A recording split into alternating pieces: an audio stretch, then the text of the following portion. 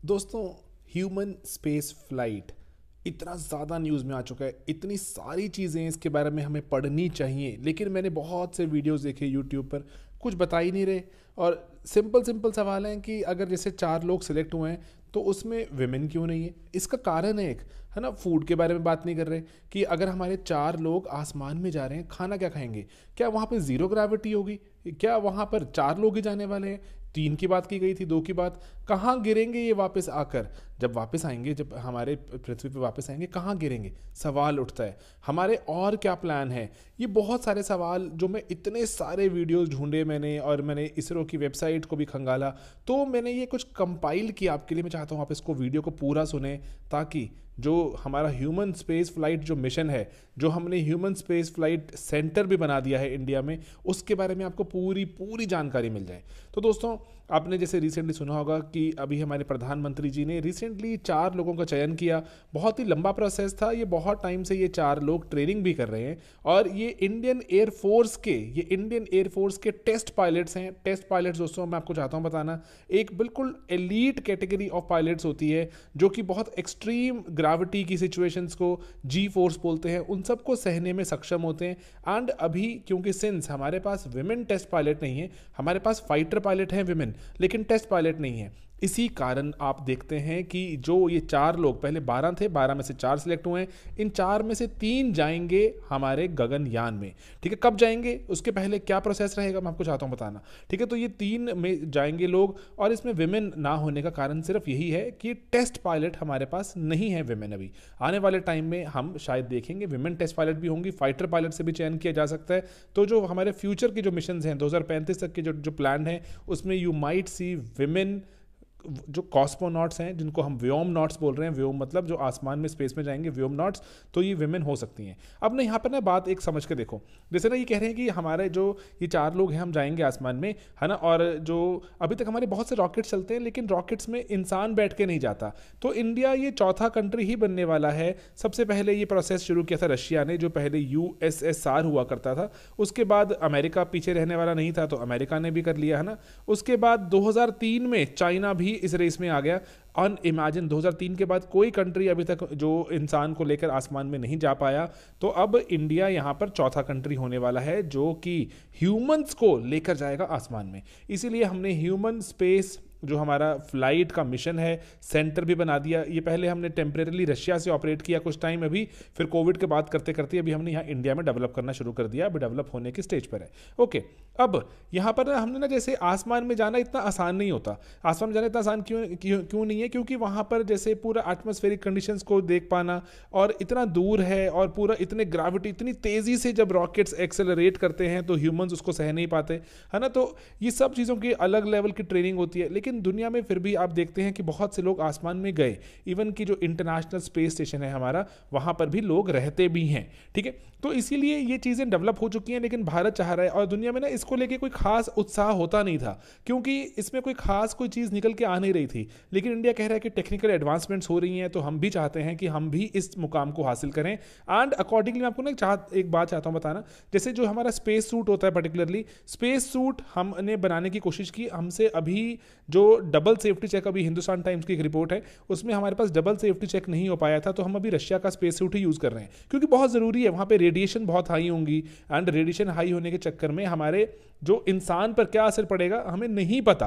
तो इसीलिए अभी हम जो इंडियन एजेंसीज को कोई डेवलप नहीं कर पाई, हम रशियन स्पेस सूट ही यूज़ करेंगे। एक और चीज़, जैसे ना जिस पर्टिकुलर ये व्हीकल में बैठ के जाएंगे, एंड वहाँ पर जो हमारा जो क्रू एस्केप सिस्टम है, ये ना बहुत ही फूल प्रूफ होना चाहिए, बिल्कुल ही फूल प्रूफ, कि जब जैसे ज़रूरत पड़े इसको एस्केप करने के बाद, तो यहाँ पर कोई नुकसान ना हो हमारे ह्यूमंस को। तो ये भी अभी हम ठीक से डेवलप नहीं कर पाए, और ये टेक्नोलॉजी दुनिया में कोई शेयर भी नहीं करना चाहता था। इंडियंस ने खुद ही इसको डेवलप किया over the course of last few years.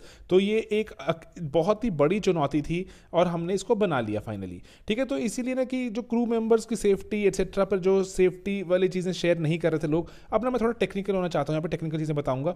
अब ना इसीलिए जो हमारा क्रू जब वापस आएगा, देखो एक बार तो वो चले गए आसमान में, वहाँ पर फिर उन्होंने पृथ्वी के चक्कर काटे, है ना, चक्कर काटे, उसके बाद वो वापस पृथ्वी पे गिरेंगे, है ना, पृथ्वी पे वापस आएंगे। तो हमारे पास एटमॉस्फेरिक री एंट्री एक एक्सपेरिमेंट भी है, तो जिसके चलते अभी हम उसको सक्सेसफुली कर चुके हैं। अब हम जो वापस हमारे ये कहाँ गिरेंगे अगर आपको मैं चाहूँ बताना, तो ये अरेबियन सी के पास है ना, गुजरात में अरेबियन सी में ये गिरेंगे, गुजरात की कोस्ट के नज़दीक। तो वहाँ से हम उनको रिकवर कर लेंगे। एक ना बहुत ही ना फैसिनेटिंग चीज़ है, आपको पता है जैसे जब ना ये वापस आ रहा होगा ना, रॉकेट वापस आ रहा होगा, तो जो और जब ये गिर रहा होगा, ये जब अब पृथ्वी अट्रैक्ट कर रही है, तो ना इसकी स्पीड ना 700 से 800 किलोमीटर पर आवर हो जाती है। बहुत ही हाई स्पीड है जब ये चीज़ वापस गिर रही होती है। लेकिन हमने अभी पैराशूट्स डेवलप किए हैं ऐसे जो इस स्पीड को जो बिल्कुल रोक कर 40 किलोमीटर पर आवर पे ले आएंगे, ताकि जब जो स्प्लैश हो वो स्प्लैश में नुकसान ना हो, लोगों को चोट ना लगे, कोई जान माल का नुकसान ना हो। तो स्पीड कम करने की हमने यहाँ पर अभी टेक्निक्स डेवलप करी हैं। इसको रिसेंटली हमने टेस्ट भी किया था इस पैराशूट को। और ना जैसे ना यूपीएससी को पर्टिकुलरली जैसे ये चीज़ें बहुत पसंद होती हैं, अगर जैसे आप चाहो उसका नाम जानना, इसको ड्रोग कहते हैं, ड्रोग पैराशूट, ठीक है। तो जो ड्रोग पैराशूट भी हमने अभी रिसेंटली टेस्ट किया था, 2023 की बात है, और ये कामयाब रहा, ठीक है। कि जो हमारा क्रू जो है वापस आएगा, जो 3 लोगों का क्रू होगा, 2 जाएंगे 3 जाएंगे, वो भी बात अभी क्लैरिटी देखी जाएगी विद टाइम, ठीक है। 4 तो पक्का ही नहीं जाएंगे। चौथा ट्रेन क्यों कर रहे हैं, रिजर्व है वो। एंड चौथा जो इंसान है ना, वो पता कहाँ जाएगा आपको पता है, जो अभी 4 लोगों की बात हुई है, 4 में से 2 या 3 जाएंगे, एक रिजर्व में रखने की बात है पहले, ताकि 2 रिजर्व में रहेंगे मान लो, और 2 हमारे आसमान में जाएंगे। अभी शायद 3 जाने की बात हो रही है, और इसीलिए 3 मेंबर, जो एक है वो एक्सियम 4 पे रहेगा। एक्सियम 4 पता क्या है, एक ना बहुत ही मजेदार चीज़ है, एक ना स्पेस हीरो करके एक ये कंटेस्ट रन कर रहे हैं यूएसए वाले, जहां पर ऐसा होता है ना रियलिटी टीवी जो आप देखते हो, बिग बॉस, ये वो विनर होगा जो भी होगा, ऐसे स्पेस हीरो का विनर होगा वो। एक्सियम 4 एक प्राइवेट कंपनी है, वो ले जाना चाहती है आसमान में, और एक्सियम 4 ले जाएगी, उसमें एक भारतीय हमारा एस्ट्रोनॉट भी जाएगा, ठीक है। तो ये एक्सियम 4 में जाएंगे हमारे चौथे मेंबर जो होंगे। बाकी जो 3 मेंबर हैं अकॉर्डिंगली, 3 में से लेट्स से कभी कोई अगर इन केस कोई बीमार या कुछ प्रॉब्लम हो जाती है तो हमें रिजर्व में रखना ही चाहिए, तो इसीलिए ये 4 लोगों का चयन किया गया। तो ये मैंने चेक किया, कहीं बताया ही नहीं गया, इतनी रिसर्च लगी उसके बाद। अब ना दोस्तों फ्यूचर में ना मैं आपको एक बात बताऊं, एक और जो ना जो फूड की बात है ना, जैसे हमारे जो एस्ट्रोनॉट्स ऊपर होंगे आसमान में, कुछ खाएंगे पिएंगे भी, तो 17-18 मिनट की फ्लाइट होगी ये, ठीक है। उसके बाद वो 400 किलोमीटर के आसपास ऊंचाई पर जाकर वो पृथ्वी का चक्कर काटना शुरू कर देंगे। अब ना इनको फूड चाहिए, तो ना इसको ना डीआरडीओ की एक हमारी एजेंसी है, डीएफआरएल, डिफेंस फूड रिसर्च लेबोरेटरी, इन्होंने टेक्नोलॉजीज को बोलते हैं zero in technology. Zero in का मतलब किसी भी तरह का कोई ऐसे बैक्टीरिया वगैरह फालतू का माइक्रोब नहीं आना चाहिए जो हमारे एस्ट्रोनॉट्स को बीमार कर दे, है ना। ऊपर वहाँ पे जो उनको ट्रीट करना बहुत ही मुश्किल हो जाएगा, तो इसलिए जीरो इन टेक्नोलॉजी के चलते ही सारा, और हाई न्यूट्रिशन इनका जो प्रोडक्ट्स रहेंगे। तो ये सवाल पूछा जा सकता है कि what is zero in. Zero in का मतलब माइक्रोब्स वगैरह की टेक्नोलॉजी।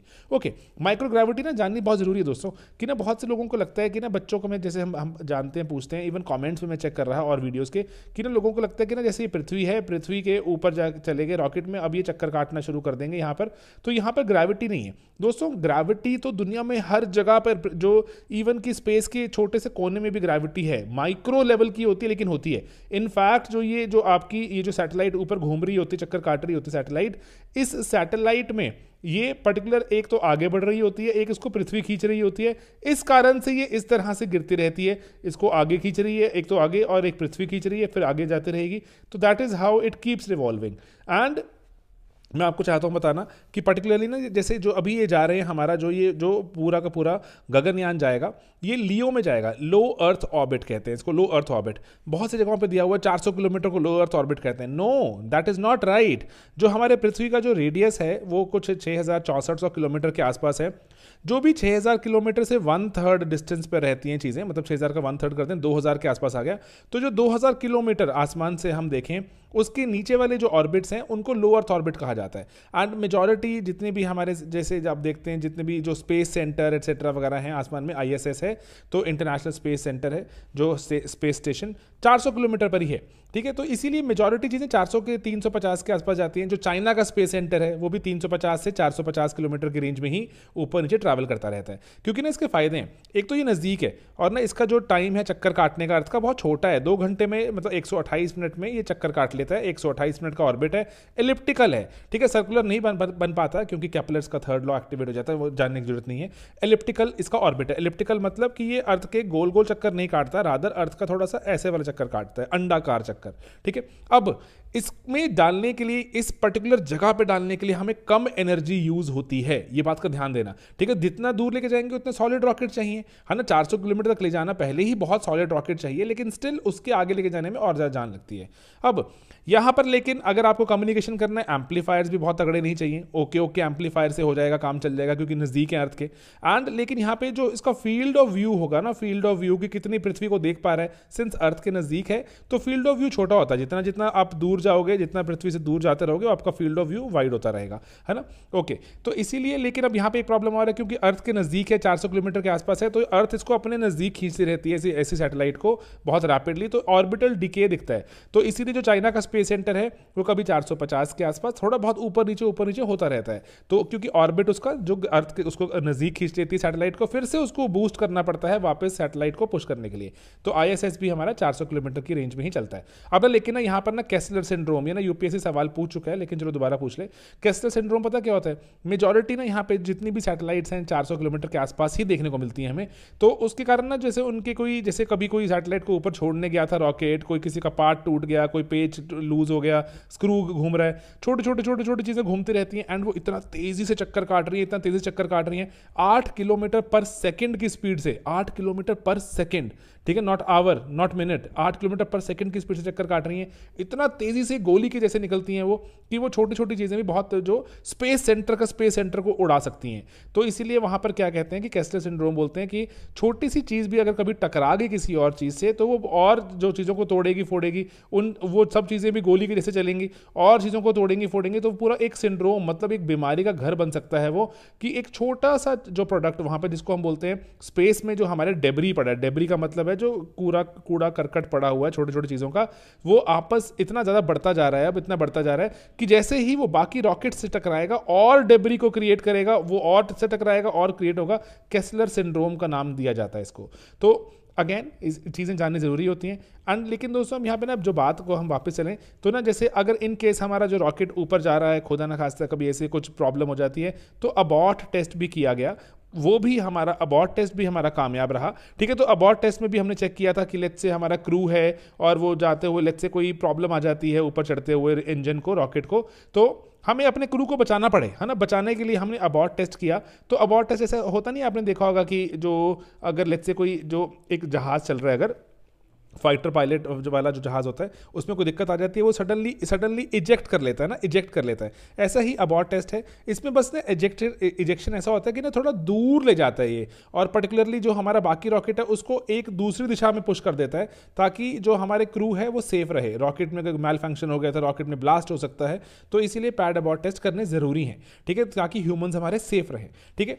तो हमारा जो ह्यूमन जो स्पेस फ्लाइट सेंटर बन गया, और हमने एटमॉस्फेरिक री एंट्री की बात समझी कि कहाँ गिरेंगे वापस आके वो, एंड पैड अबॉर्ट टेस्ट की बात भी हमने कुछ जानने की कोशिश करी। इंडिया चौथा कंट्री बन चुका है एंड ये इंपॉर्टेंट है। और हमने जो पर्टिकुलरली जो देखा अभी कि ड्रोग, हमने पैराशूट्स का भी टेस्ट हो चुका है, डेबरी बन जाता है आसमान में, छोटी चीज़ें मैं चाहता हूँ बताना। राकेश शर्मा जी के बारे में बताना जरूरी है, क्योंकि ना राकेश शर्मा हमारे देश के पहले ऐसे इंसान थे। ऐसे बहुत बात चल रही है कि इंडिया में पहली बार आसमान में लोग जा रहे हैं, नो, राकेश शर्मा जी जा चुके हैं हमारे देश में, पहले 1984 में गए थे, 40 बरस बाद हम अब फिर से जाने वाले हैं, ठीक है।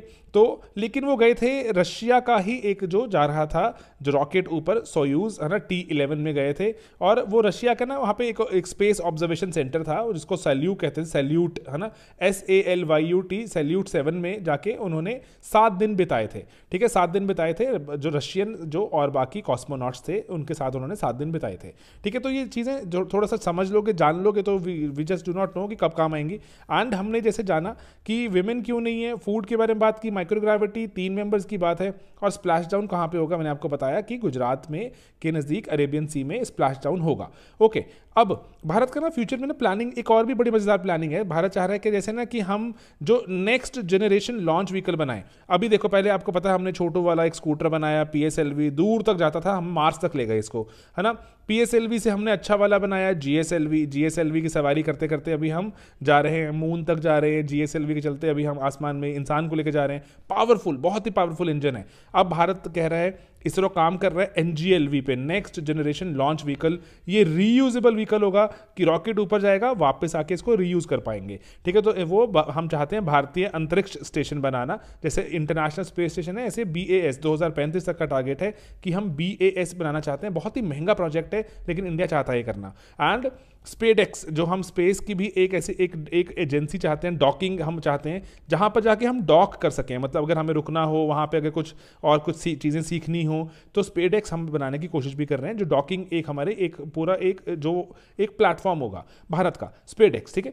तो ये बातों का ध्यान रखना।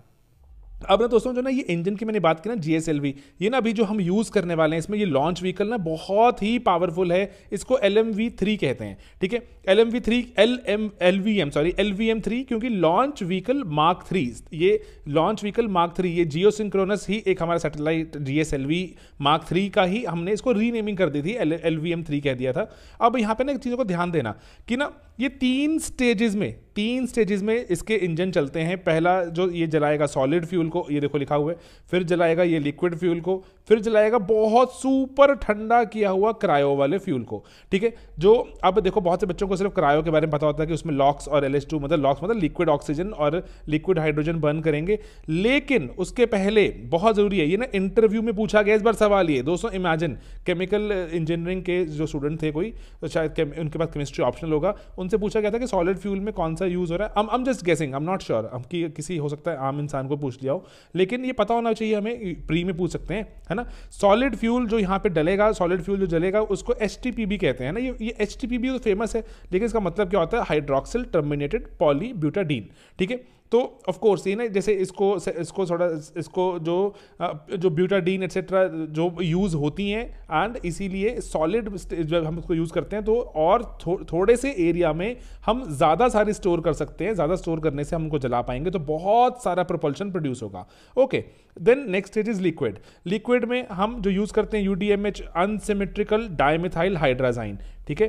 अनसिमेट्रिकल, आपका केमिकल कॉम्पोजिशन देखेंगे आपको दिखेगा, सिमेट्री नजर नहीं आती होगी तो UDMH नाम रख दिया। अनसिमेट्रिकल डायमिथाइल जो हाइड्राजाइन, एंड यहाँ पर जो दूसरा भी यूज होता है यूज, वो है नाइट्रोजन टेट्राऑक्साइड N2O4, ठीक है। ये याद करने वाली चीजें हैं, HTPB, UDMH, एंड देन जो क्रायो स्टेज आएगा, क्रायो में तो आपको पता है liquid oxygen and liquid hydrogen को ही जो बर्न किया जाता है, ठीक है।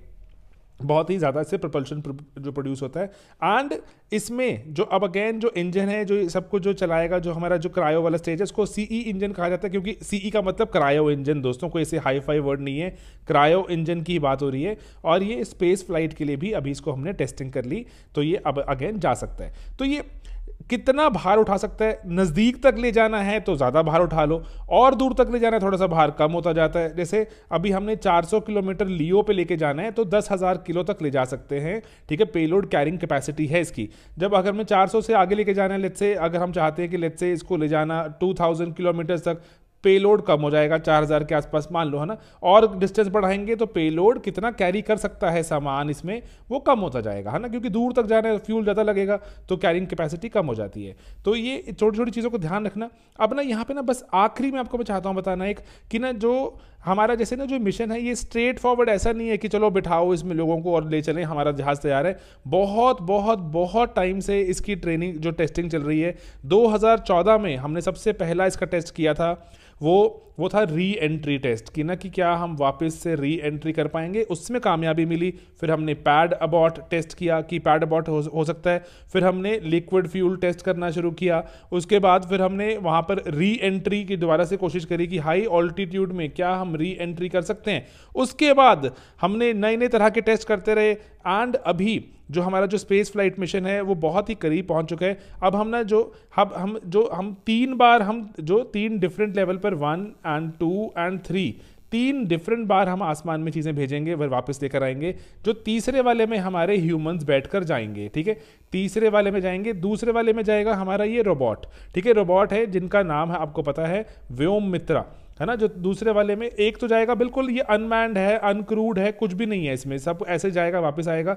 दूसरे वाले में हमारा रोबोट जाएगा। दोस्तों शायद ना आपको पता हो, बड़ी बड़ी एक फैंसी बात बताता हूँ। जैसे ना जो सबसे पहले जो स्पेस में भेजा गया था, जो जीवित कोई चीज़ थी, वो था एक डॉग, नॉट एग्जैक्टली एक डॉग बट अ बिच, है ना। तो लाइका का नाम था उनका, बड़ा ही फेमस नाम है लाइका। मेरे पास एक टी शर्ट भी थी, आई स्टिल रिमेंबर, उस पर लाइका की फोटो लिखी हुई थी। एंड देन उसको वापस लाने का हमारे पास कोई प्रावधान नहीं था, तो लाइका को स्पेस में छोड़ दिया गया था। और उसके बाद अज्यूम था कि शी वुड हैव पेरिश्ड, है ना, she would have died, she might have died, है ना। Of course she might have died, क्या मतलब वहाँ पे आसमान में खाने की चीज़ तो कोई मिलेगी नहीं। तो लाइका को ये थोड़ा सा लगता है कि इन ह्यूमन ये वो एक्सेट्रा लगता है, ऐसा नहीं कर सकते। लेकिन टेस्टिंग ज़रूरी थी कि क्या क्या प्रभाव होता है। अभी भी ना एक हम मक्खी भी लेके जा रहे हैं ऊपर, वो चेक करने के लिए कि किस तरह से वो उनमें पर्टिकुलर जीन में प्रभाव आता है, बदलता है, लेकिन वापस आ जाएगी ना हमारे साथ। तो लेकिन लाइका को छोड़ दिया गया था। इसीलिए अब ना ऐसा नहीं करते, अभी जानवरों एक्सेट्रा को लेकर नहीं जाते टेस्टिंग के लिए। अभी हमने क्या एक रोबोट बना लिया है, व्योमित्रा ऊपर जाके सबको चेक चुक करके देख के कि क्या प्रभाव पड़ रहा है एक्सेट्रा, वापस आएंगे। तो उसके बाद जो थर्ड वाला जो अटेम्प्ट होगा उसमें ह्यूमंस आएंगे। ठीक है दोस्तों, तो ना ये एक इंपॉर्टेंट चीज थी। जो सेकंड अनमैन्ड फ्लाइट होगी उसमें शी विल बी ट्रैवलिंग, ठीक है, शी बोल सकते हैं, आई एम श्योर। ठीक है, तो लाइफ सपोर्ट सिस्टम चल रहा है कि नहीं चल रहा है, ह्यूमंस पे क्या इंपैक्ट होने वाला है, प्रेशर सिस्टम एक्सेट्रा सब कुछ चेक होंगे। तो ये काफ़ी सारी जो बेसिक सी चीज़ें लगती हैं, लेकिन ढूंढने में बहुत टाइम लग जाता है। तो मुझे लगा एक बार कंपाइल करता हूँ, आपके साथ शेयर करता हूँ। तो अगर आपको लगता है कोई और आपके पास सवाल है तो प्लीज़ मुझे बताना। एंड अगर आपको लगता है कि कोई ऐसी चीज़ और जो इतने डिटेल में डिस्कस करने वाली, प्लीज़ लेट मी नो, तो मैं करूँगा डिस्कस। दैट्स इट, ठीक है, that's what my job is. Alright, चलिए मिलेंगे दोस्तों अपने अगले वीडियोज़ में। Bye bye, take care.